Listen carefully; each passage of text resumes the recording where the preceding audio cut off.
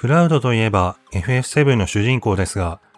2011年にギネスが行ったゲーム史上最も有名なゲームキャラクタートップ50では、第5位に入るほどの世界的に人気の高いゲームキャラクターです。では、なぜクラウドは世界的に人気なのか。どうも、エトです。今回は、クラウドが FF シリーズの中で最も人気な理由と題して、クラウドのビジュアル、性格とストーリー上での変化という観点から解説・考察し、その人気の秘密に迫りたいと思います。それでは早速見ていきましょう。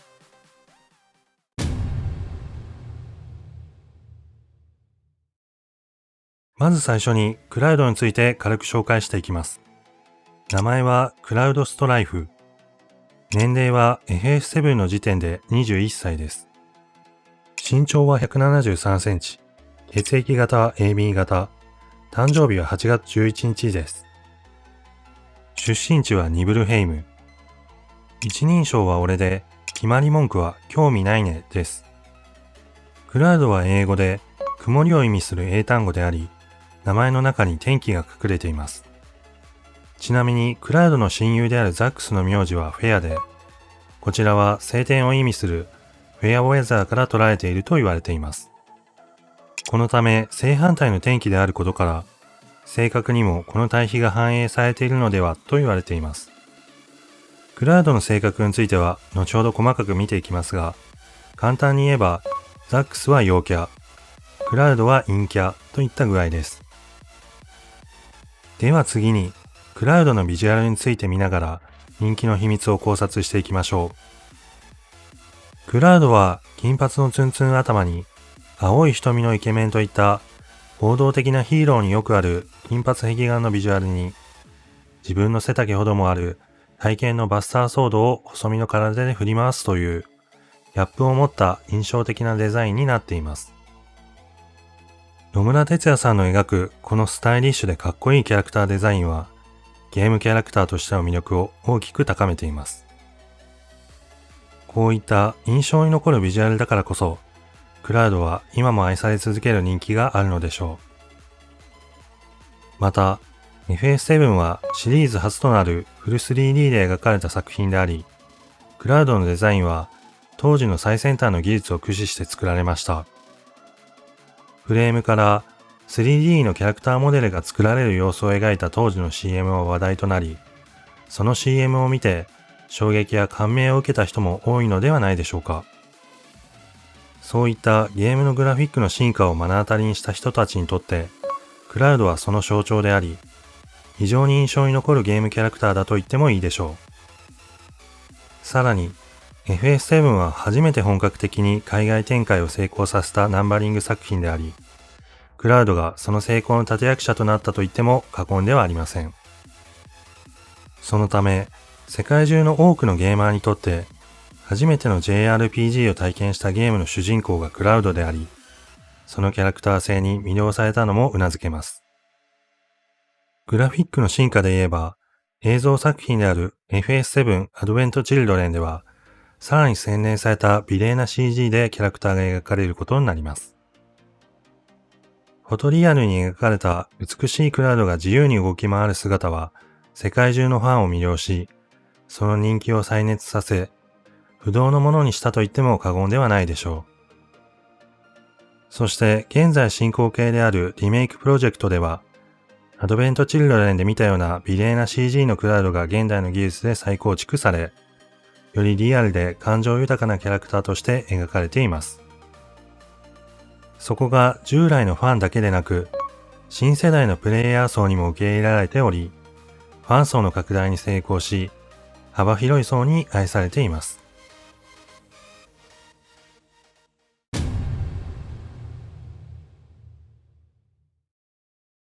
では次に、クラウドの性格について見ていきます。ストーリーの中で変わっていくクラウドの変化についても見ていきながら、どういった点がプレイヤーの共感を呼んだのかを考察していきましょう。ストーリー序盤では、クラウドはジェノバ細胞を埋め込まれた影響で、偽りの人格を形成しており、その性格も本当のクラウドの性格とは異なります。その性格はジェノバ細胞によって作られたものですが、自分の理想が作り上げた性格でもあります。いわゆる僕の考えた最強の理想の自分を演じているのです。その性格はクールであり、必要以上に他人となり合おうとはしません。そんな性格を端的に表しているのが、興味ないねという決まり文句です。なんと、この決まり文句は原作では40回以上も使われており、クラウドの代名詞となっています。しかし、このクールな性格の裏には、本来のクラウドの内向的な性格が隠されており、そういった自分の弱い部分を隠すために演じている性格と言えるでしょう。また、クラウドは偽りの記憶から元ソルジャークラスファーストであると名乗り、自分の強さの象徴としてそのことを誇らしげに語ります。しかし、現実のクラウドは真羅の一般兵止まりであり、ソルジャーになれず挫折を味わっています。リアルで誰しもが感じたことがあるであろう挫折。そして自分の弱さを隠すために見栄を張る姿。こういった理想と現実のギャップにコンプレックスを抱く姿が人間臭く感じられるからこそ感情輸入がしやすく世界中のプレイヤーの共感を呼んだのだと思います。さらにエアリスとの運命的な出会いがクラウドを変えていきます。エアリスはクラウドの言動が初恋の人であるザックスに似ていることから興味を持ち、そこから恋心を抱いていきます。おとなしそうな外見とは裏腹に積極的な性格であるエアリスはぐいぐいと距離を詰め、クールを演じている理想のクラウドの裏に隠れている本心を引き出していきます。後で語りますが、クラウドは幼少期にティワたちが遊んでいる輪に本当は入りたかったのに、変にプライドが高いせいで馴染むことができずに孤立していました。しかし、リメイクで描かれたエアリスとのハイタッチのシーンでは、1回目は理想の自分を演じてクールに振る舞い、エアリスに求められてもハイタッチをしません。2回目もエアリスのハイタッチに応じませんが、内心はすればよかったと残念そうな顔を見せます。これは本来のクラウドが抱いている気持ちです。3回目はエアリスが両手を上げた時に自分からハイタッチをしようとしますが、自分の勘違いだったことを恥ずかしく思い、そのことをごまかそうとします。そして4回目でようやくハイタッチをし、エアリスと打ち解けます。このように、クールに振る舞う理想の自分を演じていても、明るく積極的なエアリスの前では、本来の素のクラウドが出てしまうのです。そういった意味でエアリスとの関係は特別であると言えるでしょう。このように考えてみると、素の自分をさらけ出せる相手なので、自然と恋心を抱く対象になるのも納得できます。ストーリーの中盤以降、クラウドはジェノバによって作り出された偽りの記憶に混乱し始めます。その混乱は古代種の神殿で顕著に現れ、ジェノバに支配されたクラウドは自分を見失います。しばらく混乱した後、今まで演じてきた理想のクラウドを思い出しますが、クロマテリアを手に入れた後に完全に自分のコントロールを失ってしまい、セフィロスに操られてクロマテリアを渡してしまいます。その後、コントロールを失っているクラウドにエアリスが駆け寄りますが、クラウドは無抵抗なエアリスに殴りかかってしまいます。それを幼少期の本来の性格のクラウドが客観的に眺めていることから、自分のコントロールを完全に失っている状況だということがよくわかります。その後、意識を失ったクラウドは目覚めますが、自分をコントロールできないことに恐怖を感じてしまいます。このあたりから今まで演じてきた理想のクラウドは崩壊し始め、本当のクラウドの心の弱い部分が見え隠れします。ガスラルー都ではまたセフィロスに操られてしまい、コントロールを失ったクラウドはエアリスに切りかかろうとします。仲間の呼びかけによってかろうじて自制しますが、その直後に天から舞い降りたセフィロスによってエアリスは命を奪われてしまいます。目の前で起こった突然の悲劇に、クラウドは何とも言えない喪失感を語ります。エアリスはもう喋らない。もう笑わない。泣かない。怒らない。指先がチリチリする。口の中はカラカラだ。目の奥が熱いんだ。このシーンはプレイヤーに大きな衝撃を与えた FF7 屈指の悲劇のシーンです。しかし、この時のクラウドはまだ理想の自分を演じているため、エアリスを追走した後は、セフィロスとの決戦に向けてすぐに気持ちを切り替えています。初見の時にこの部分だけ見れば、ゲームのキャラクターらしい素早い気持ちの切り替え方だなと感じてしまい、感情移入するのは難しいかもしれません。しかし、クラウドの人間らしさを感じるのは、後日談を描いた映像作品、アドベントチルドレンで、FF7 本編の終了から2年間も、エアリスの死に責任を感じ、ずっと引きずっている点です。後で語りますが、FF7 本編でもクラウドは責任感が強いあまり、自分を責めすぎてしまう姿を見せています。このように自己嫌悪に陥る姿はリアルであり、そういった点も共感を呼ぶ部分と言えるでしょう。エアリスの死を乗り越えたクラウドは、セフィロスとの決戦に向かい、いよいよ過去の真実を知ることになります。今まで自分が語っていた5年前のニブルヘイムでの過去が偽りだと知ったクラウドは、いよいよ自分が何者なのかわからなくなり、今まで演じてきた偽りの人格は崩壊します。そして偽りの記憶に混ざり合っていた本当の自分の記憶さえも信じられなくなり、精神崩壊してしまうのです。精神崩壊したクラウドがよそよそしい態度で仲間たちに謝った後に言うセリフ。俺、クラウドにはなりきれませんでした。かなり衝撃的なセリフなので、今でも鮮明に覚えている人も多いのではないかと思います。こうして、クラウドは今まで演じてきた理想の強い自分を失ったことで、一気に自我が崩壊してしまい、精神的な脆さを露呈します。ヒーローでありながら、精神的に脆い部分を持っているというキャラクター性は、強く前向きな性格の典型的なヒーローではなく、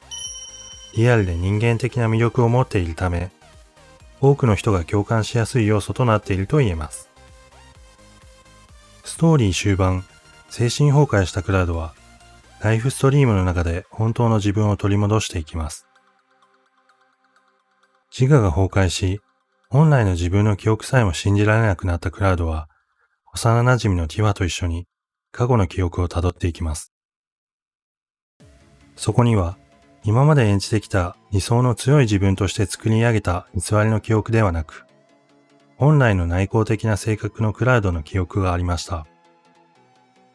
それは幼少期に遡ります。幼いクラウドはティファに好意を抱いていたものの、いつもティファを取り囲んでいた仲良し3人組の少年たちと馴染めず、遠くから眺めているだけでその輪に溶け込めませんでした。また、妙にプライドが高いせいで、一緒に遊びたいと素直に言うこともできず孤立している自分を、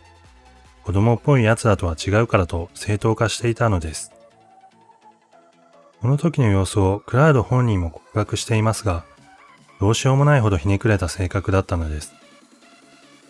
ストーリーの前半で見てきた強くてクールな性格の理想のクラウド。一方、このシーンで明らかになる一人ぼっちをこじらせたひねくれた性格の本当のクラウド。この両者のギャップを思えば、自分を少しでもよく見せたいと思って見栄を張ることは誰もが理解できるはずです。だからこそ、クラウドというキャラクターがリアルで身近に感じられ、感情移入しやすいのだと思います。また、このシーンでは、クラウドがソルジャーになりたかった理由が語られます。それは、ティファに認めてほしかったからです。ティファの母親が亡くなった日、ニブル山で、ティファが崖から落ちるのを助けられなかった時に感じた悔しさと自分の弱さ。そういった弱い自分を変えたいと思ったからです。好意を持っている相手に認められたいと思って何かを頑張ることは誰しも経験があるはずです。だから、そういった人間臭いリアルな行動をとるクラウドに感情移入しやすいというのは納得できると思います。この時、ティファが崖から落ちたのは自己責任であり、クラウドのせいではないのですが、それを助けようとして助けられなかったことに、クラウドは責任を感じてしまいます。それからは助けられなかったことをティファに責められているように感じたと本人が語っているように、クラウドは責任感が強いあまり、自分を責めすぎる嫌いがあり、自己嫌悪に陥りやすい性格でもあります。これがエアリスの死のところで語ったクラウドの責任感が強いという内容です。ここまで語ってきたように、本当のクラウドはかなり内向的な性格であり、人間らしい悩みを持ったキャラクターです。そして、ライフストリームの中で過去をたどり、そういった弱い自分をありのまま受け入れることで、ようやく本当の自分を取り戻します。ここでようやく、ティファが知っている幼馴染のクラウドが戻ってくるのです。やっとまた会えたなと話し、ティファと本当の再会を果たすこのシーンは、感動的なシーンで印象に残っている人も多いのではないでしょうか。また、自分を取り戻したクラウドが、今までの顛末を仲間に赤裸々に語るシーンも、FS7 屈指の名シーンです。自分が元ソルジャーでないという衝撃の告白から始まり、今まで話してきたソルジャーとしての話は、すべて自分自身が作り出した幻想だったと語るのです。それがみんなが知っていたクラウドだと。そして、その後にクラウドが語るセリフも、多くの方の印象に残っているでしょう。俺は幻想の世界の住人だった。でも、もう幻想はいらない。俺は俺の現実を生きる。これは本当の自分をさらけ出した上で、美しい幻想よりもかっこ悪い現実を選ぶという宣言です。ひねくれ者のクラウド君として、この潔さがかえってかっこよく見え、